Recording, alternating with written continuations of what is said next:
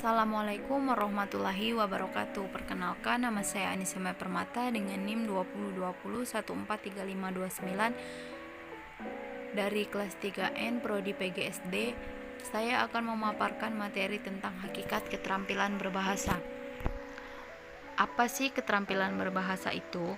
Keterampilan berbahasa adalah kemampuan dan kecekatan menggunakan bahasa yang meliputi membaca, berbicara, menulis, dan menyimak. Keterampilan berbahasa dapat dibagi menjadi dua, yakni secara lisan dan tulis. Dari kelompok keterampilan berbahasa secara lisan meliputi menyimak dan berbicara. Fungsi bahasa yaitu fungsi informasi, fungsi ekspresi diri, fungsi adaptasi, serta fungsi kontrol sosial. Adapun hakikat keterampilan berbahasa, berikut akan dipaparkan beberapa hakikat bahasa menurut para ahli, dimulai dari pendapat Chair dalam Mulia Stuti tahun 2014 halaman 13 yang mengungkapkan bahwa ciri bahasa atau hakikat bahasa adalah sebagai berikut. 1. Bahasa itu adalah sebuah sistem, yang berarti bahasa memiliki susunan teratur, berpola yang membentuk suatu keseluruhan yang bermakna atau berfungsi. Kedua, bahasa itu berwujud lambang, kata atau gabungan kata. Dalam bahasa terdiri atas lambang-lambang bunyi, contohnya adalah huruf A sampai Z dalam alfabet. 3. Bahasa itu berupa bunyi, namun spesifik terhadap bunyi-bunyi bermakna yang dihasilkan oleh alat ucap manusia. Bunyi tersebut disebut dengan fon atau fonem. Bunyi di luar bersin, batuk, dan sebagainya.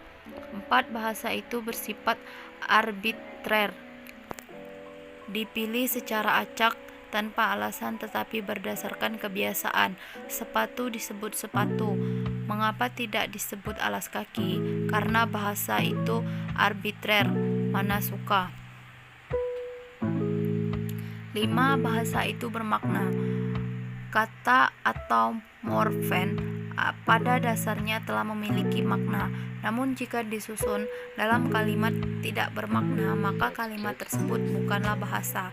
Oleh karena itu, segala ucapan yang tidak bermakna bukanlah bahasa. 6. Bahasa itu bersifat konvensional.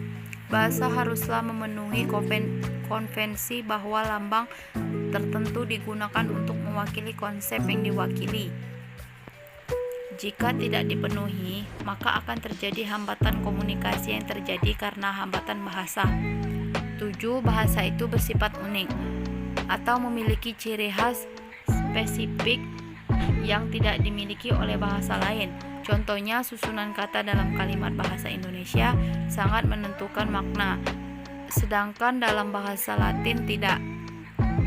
8. Bahasa itu bersifat universal. Meskipun unik, bahasa tetap memiliki ciri khas yang sama yang dimiliki oleh semua bahasa di dunia. Misalnya, setiap bahasa memiliki kata-kata yang bersifat kategori, nomina, verba, adjektiva, dan adverbia. Setiap bahasa juga memiliki unsur konsonan dan vokal. 9. Bahasa itu bersifat produktif, artinya bahasa banyak menghasilkan unsur-unsur yang tidak terbatas jumlahnya. Contohnya, dari beberapa huruf akan tercipta banyak kata yang berbeda. Dari berbagai kata akan tercipta beberapa kalimat yang berbeda. 10. Bahasa itu bervariasi. Suatu bahasa dapat memiliki bermacam-macam dialek dan ragam yang berbeda. Menurut Chair tahun 2012, dialek adalah variasi bahasa yang bersifat perorangan. Contohnya, setiap orang memiliki gaya bicara yang berbeda. Dialek adalah variasi bahasa yang digunakan oleh sekelompok masyarakat pada suatu tempat tertentu. Oleh karena itu, bermunculanlah variasi bahasa Sunda, bahasa Jawa, dan bahasa Flores dan sebagainya. Sedangkan ragam adalah variasi bahasa yang digunakan dalam situasi tertentu. Misalnya, jika berada pada situasi formal, kita harus berusaha menggunakan bahasa baku. Sebaliknya, jika berbicara dalam situasi non-formal, kita akan menggunakan ragam bahasa non-baku. 11. Bahasa itu bersifat dinamis. Perkembangan budaya suatu masyarakat, bahasa akan berakibat pula pada perkembangan bahasanya. Suatu kata dapat meluas atau menyempit maknanya. Berbagai dialek yang terus bermunculan dan kosakata suatu bahasa akan terus bertambah. Terakhir, bahasa itu bersifat manusiawi. Binatang tidak dapat menyampaikan konsep baru atau ide baru dengan alat komunikasinya. Mengapa? Karena binatang tidak memiliki anugerah akal budi bahasa yang menyamai manusia. Manfaat hakikat keterampilan berbahasa.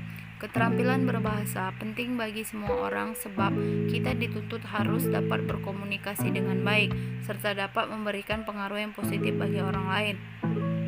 Manfaat keterampilan berbahasa dapat dilihat dari berbagai profesi, antara lain seorang jurnalis yang bertugas meliput berita dan menyampaikan kepada orang lain harus mempunyai keterampilan khusus dalam berbahasa sehingga berita yang disampaikan dapat dimengerti dan dipahami oleh orang lain. Seorang dokter juga harus mempunyai keterampilan berbahasa yang cukup tinggi karena setiap hari mereka dituntut untuk berkomunikasi dengan pasien-pasien. Begitu halnya dengan seorang pendidik atau guru. Seorang guru sekolah dasar atau SD harus memiliki keterampilan berbahasa yang cukup tinggi karena seorang guru SD merupakan guru pertama setelah keluarga yang mengarahkan cara menggunakan bahasa yang baik dan benar. Seorang wartawan bukan hanya memiliki keterampilan membaca, mengamati, mendengar, namun juga harus memiliki keterampilan menulis. Keterampilan menulis merupakan keterampilan utama yang harus dimiliki seorang wartawan. Berbagai bentuk tulisan seperti berita, artikel harus dikuasai agar informasi yang disajikan sesuai dengan fakta-fakta dan komunikatif. Keterampilan berbahasa juga mempunyai peran penting dalam pembuatan laporan, puisi, surat, karya ilmiah, dan sebagainya. Dalam pembentukan laporan, penyusunannya itu harus sesuai dengan prosedur bahasa Indonesia. Demikian pula dalam pembentukan karya ilmiah, disusun dengan menggunakan bahasa yang baku sehingga mudah dipahami oleh para pembaca. Aspek keterampilan berbahasa. Aspek keterampilan berbahasa dibagi menjadi dua, yaitu aspek keterampilan berbahasa bersifat reseptif, menerima, dan aspek keterampilan berbahasa bersifat produktif ataupun menghasilkan. Aspek keterampilan bersifat menerima yaitu mendengarkan atau menyimak. Mendengar atau menyimak adalah kegiatan komunikasi yang dilakukan saat kita menerima pesan dan melibatkan serangkaian proses mental. Saat menyimak, kita tidak hanya menerima pesan itu melalui telinga, tetapi sekaligus melibatkan aktivitas resepsi, atensi, evaluasi, interpretasi, dan respon. Kedua, membaca. Membaca adalah suatu cara untuk mendapatkan informasi dari suatu tulisan. Membaca melibatkan pengenalan simbol-simbol yang menyusun suatu bahasa. Membaca dan mendengar adalah dua cara paling umum untuk mendapatkan informasi. Aspek keterampilan berbahasa bersifat menghasilkan, yaitu berbicara. Berbicara adalah keterampilan berbicara, kemampuan mengungkapkan pendapat atau pikiran dan perasaan kepada seseorang ataupun kelompok secara lisan, baik secara berhadapan ataupun dengan jarak jauh. Kedua, menulis. Menulis merupakan salah satu dari 4 aspek keterampilan berbahasa menurut Rusiana tahun 1988.2191. Menulis merupakan kemampuan menggunakan pola-pola bahasa secara tertulis untuk mengungkapkan suatu gagasan ataupun pesan. Menulis atau mengarang adalah suatu proses menggambarkan suatu bahasa sehingga pesan yang disampaikan penulis dapat dipahami para pembaca. Hubungan antara aspek keterampilan berbahasa. A. Hubungan menyimak dan berbicara. Menyimak dan berbicara merupakan kegiatan komunikasi dua arah yang langsung. Menyimak bersifat reseptif. sedangkan berbicara bersifat produktif. Misalnya komunikasi yang terjadi antar teman, antar penjual dan pembeli, atau dalam sebuah forum diskusi. Dalam hal ini, A berbicara dan B mendengarkan. Setelah itu giliran B yang berbicara dan A yang mendengarkan. B. Hubungan menyimak dan membaca. Menyimak dan membaca sama-sama merupakan keterampilan berbahasa yang bersifat resesif. Menyimak berkaitan dengan menggunakan bahasa ragam lisan, sedangkan membaca merupakan aktivitas berbahasa ragam tulis. C. Hubungan menyimak dan menulis. Menulis dan menyimak merupakan aktivitas berbahasa yang dimana keterampilan menyimak bersifat reseptif dan menulis bersifat produktif. Antara menyimak dan menulis memiliki hubungan yang erat. Dari menyimak suatu ujaran atau informasi yang dapat menumbuhkan kreativitas untuk menulis hasil simakan yang diperoleh. D. Hubungan membaca dan menulis. Membaca dan menulis merupakan aktivitas berbahasa ragam tulis.